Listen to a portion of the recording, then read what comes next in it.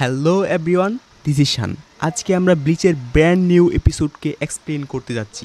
আগের এপিসোড যেখানে শেষ হয়েছিল, এই এপিসোডটা ঠিক সেখান থেকেই শুরু হয়। ইচিকো বলে, বলদের মতো দাঁড়িয়ে আছে কেন, তাড়াতাড়ি পালাও। তখনই সে সামনে তাকিয়ে দেখে বাইরে বৃষ্টি পড়ছে। এটা দেখে সেও বলদের মতো তাকিয়ে থাকে। ইচিকো মনে মনে ভাবে, পানির ভয়ে হসপিটাল থেকে পালালাম, আর এখন দেখছি বাইরেও পানি। এখন কি করি, আমরা তো শেষ। তখনই কন চিৎকার করে বলে ওঠে, আমরা শেষ, আমাদেরকে এখন কি বাঁচাবে? আমি নিশ্চিত আমাদের মধ্যে যে কোনো একজনের ভাগ্য অনেক খারাপ, আর এই জন্যই বৃষ্টি এসেছে। তখনই ইচিকো তাকে দেখে লাথি মারে। রেঞ্জি বলে, ভাই আমার ভাগ্য কিন্তু এতটাও খারাপ না, আমাকে দোষ দিলে কিন্তু খবর আছে। সেই সময় আমরা দেখি বাউন্টের দল সেখানে চলে এসেছে। তখন একজন বাউন্ট বলে, আরে পালিয়ে কোনো লাভ আছে? যেখানেই যাইবা মোগরেই পাইবা, এত কষ্ট করে পালানোর দরকারটা কি?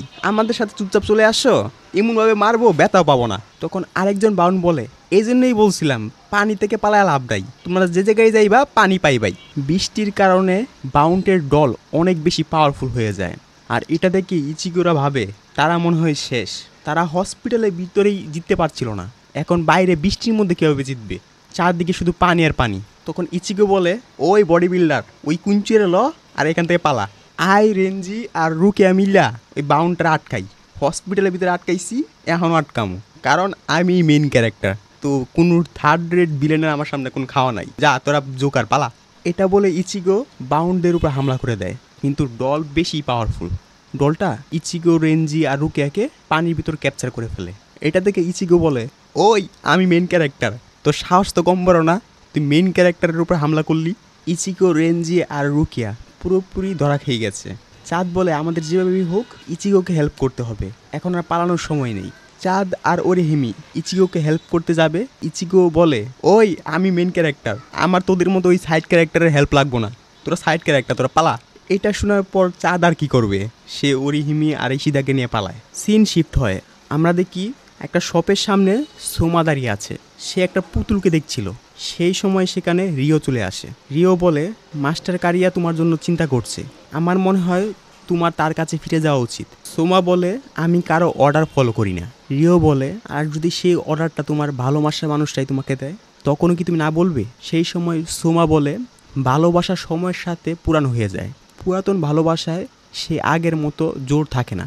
এটা শুনে রিও বলে, আমি বুঝলাম না মাস্টার কারিয়া তোমার মধ্যে কি দেখলো, আমার মনে হয় তুমি আমাদের প্ল্যানকে স্লো করে দিচ্ছ। ও আরেকটা কথা, আমার মনে হয় মাস্টার কারিয়া তার প্ল্যানের প্রথম ধাপে খুব শীঘ্রই পা দিবে। সোমা বলে, এতে আমার কিছু যায় আসে না, বাউন্টরা অন্যের উপর বিশ্বাস করে না, তারা নিজেরাই নিজের জিনিস অর্জন করে। কারিয়ার যা ভালো লাগে সে তাই করবে, আর আমার যা ভালো লাগে আমি তাই করব। রিও বলে, আমার মনে হয় মাস্টার কারিয়া তোমাকে অনেক ছাড় দিচ্ছে, তোমাকে এতটা ছাড় দেওয়া উচিত না, তুমি আমাদের প্ল্যানে বাধা হতে পারো। সোমা বলে, এই তো পোলাপাইনের মতো কথা বলতেছো, আমার কথা চিন্তা না করে নিজেরটা চিন্তা করো, তোমার যেই লুপ সেই লুপই তোমাকে একদিন ধ্বংস করে দিবে। এইসব কথা শোনার পর রিও মুচকি হেসে সেখান থেকে চলে যায়। সিন আবার শিফট হয়, আমরা গাঞ্জু আর হানাতারুকে দেখি। গাঞ্জু বলে, তোমার বস তো দেখি অনেক ভালো, সে আমাকে চাকরি তো নিয়েছে, আবার বাড়তি খাবারও আমাকে খাওয়ার জন্য দিয়ে দিয়েছে, উনি অনেক ভালো মনের মানুষ। হানাতারু বলে, হ্যাঁ ওনার মন অনেক ভালো, কিন্তু তুমি এই হিউম্যান ওয়ার্ল্ডে কী করছো? গাঞ্জু বলে, আমার বড় বোনের কাছে ফিল হয়েছে যে হিউম্যান ওয়ার্ল্ডে নিশ্চয়ই কোনো একটা কিছু হতে যাচ্ছে, এজন্যই উনি আমাকে ইনভেস্টিগেশন করার জন্য পাঠিয়েছে। হানাতারু বলে, আমার সাথে ঠিক এমনটাই হয়েছে, ক্যাপ্টেন উনাহানার কাছেও এমনটা ফিল হয়েছে, এই জন্য উনি আমাকে এখানে পাঠিয়েছে। গাঞ্জু বলে, তাহলে তো ভালোই হয়েছে, আমরা দুজনে মিলেই এই বিষয়ে ইনভেস্টিগেশন করব। তখনই গাঞ্জু ইচিগোর স্পিরিচুয়াল প্রেশারকে ফিল করতে পারে। অন্যদিকে আমরা দেখি ইচিগো, রুকি আর রেঞ্জি অনেক ট্রাই করছে এই দল থেকে বাঁচার জন্য, কিন্তু দলটা তাদেরকে এমনভাবে আটকে রেখেছে তারা কোনোভাবে বের হতে পারছিল না। একজন বাউন্ড বলে, আমাদের কাছে টাইম নাই, ওই হালার পো কুইঞ্চি পালাইতেছে, চল আমরা আগে কুইঞ্চির আগে ধরি, এরপরে ওদেরকে দেখতেছি। এই কথা বলার পর বাউন্ডরা ইশিদাকে ধরার জন্য চলে যায়। বাউন্ডরা চলে যাওয়াতে ইচিগোরা সেই দলের হাত থেকে বেঁচে যায়। রুকিয়া বলে, এটা কি হলো, আমরা কিভাবে মুক্ত হলাম? তখন ইচিগো বলে, আমার প্লট আর আমাকে বাঁচাইছে। রিরিন বলে, আচ্ছা ঠিক আছে ওইটা বাদ, বাউন্ডরা মনে হয় ইশিদাকে ধরতে গেছে, আমাদেরকে যেভাবেই হোক বাউন্ডদের আগে ইশিদাকে খুঁজতে হবে। আমরা দেখি চাঁদ আর ওরিহিমি ইশিদাকে নিয়ে পালাচ্ছে। চাঁদ বলে, এইভাবে বৃষ্টির মধ্যে দৌড়াদৌড়ি করে কোনো লাভ নাই, কারণ বৃষ্টির মধ্যে তো আমরা এমনি জিততে পারবো না, এর চেয়ে ভালো একটা পুরাতন কোনো ফ্যাক্টরিতে যাই, আমার বিশ্বাস কোনো গুডাউনের মধ্যে পানি থাকবে না, তো আমরা সেই গুডাউনে গিয়ে বাউন্ডদের হাতে বাঁচতে পারবো। ঠিক সেই সময় বাউন্ডরা তাদের সামনে চলে আসে। তখন একজন বাউন্ড বলে, বলছিলাম না পালায় কোনো লাভ নাই, ফাও কালে আমাদের সময়টা নষ্ট করতেছ, এর চেয়ে ভালো ভালোভাবে চলে আসো, একবারে পেনলেসলি মেরে ফেলাম, বুঝতেও পারবো না। বাউন্ডরা চাঁদ আর অরিহিমের উপরে হামলা করে।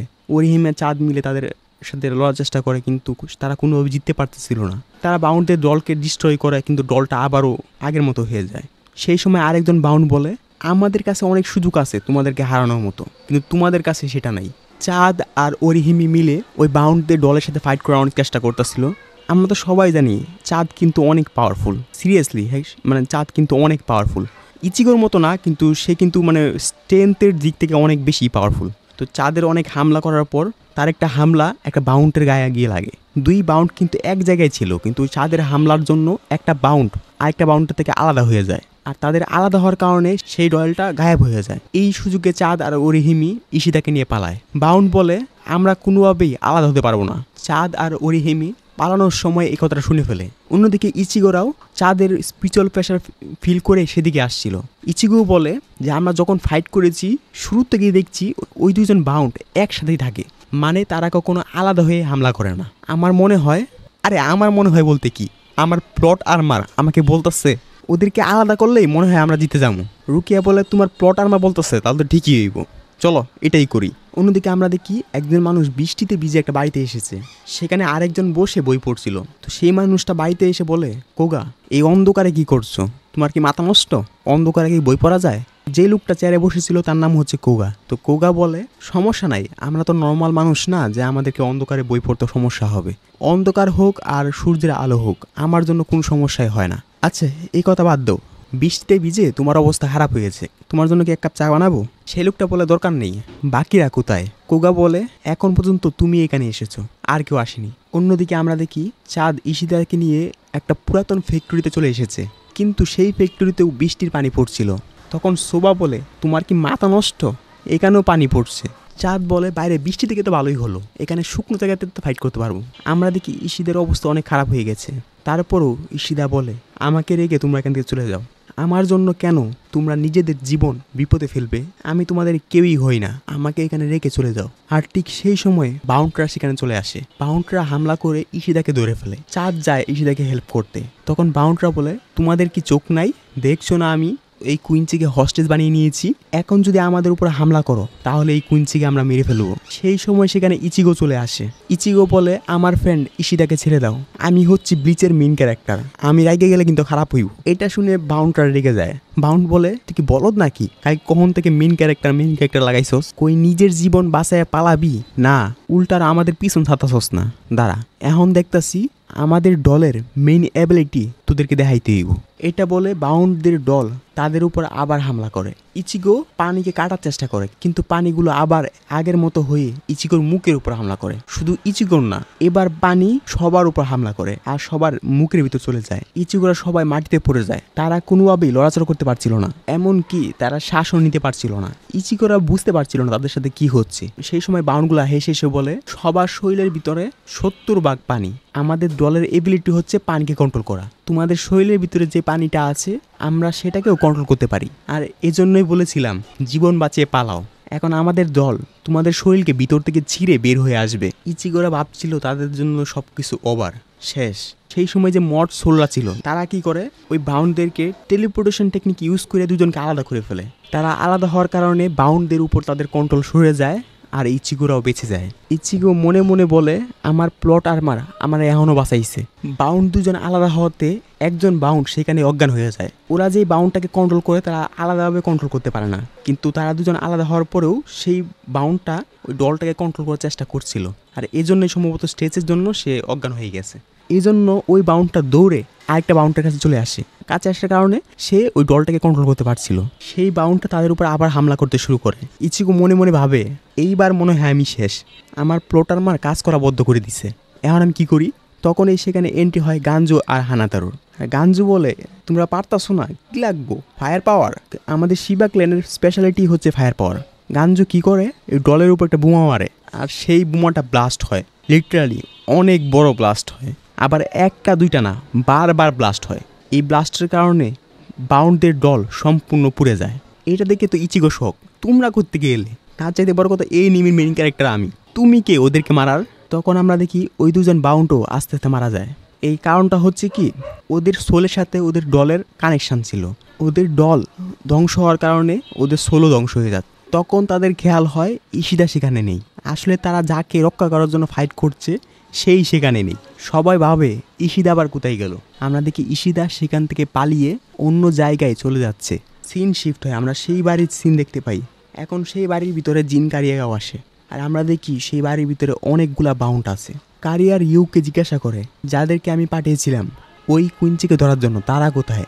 রিও বলে তাদের প্রেজেন্স আমি আর ফিল করতে পারছি না, মনে হয় তারা মারা গেছে। আর এটা শুনে সবগুলা বাউন্ড একটা ইভিল হাসি দেয়। তখন জিন কারিয়াও একটা ইভিল স্মাইল দেয়। আর এখানেই এই এপিসোড শেষ হয়। ওকে গাইস, তাহলে আজকের জন্য এই পর্যন্তই। আমি এই ভিডিওতে নিউ কিছু ট্রাই করার চেষ্টা করছিলাম, যেমন ধরেন গ্রাম্য ভাষা, তারপরে কিছু ফানি কিছু অ্যাড করার চেষ্টা করছিলাম।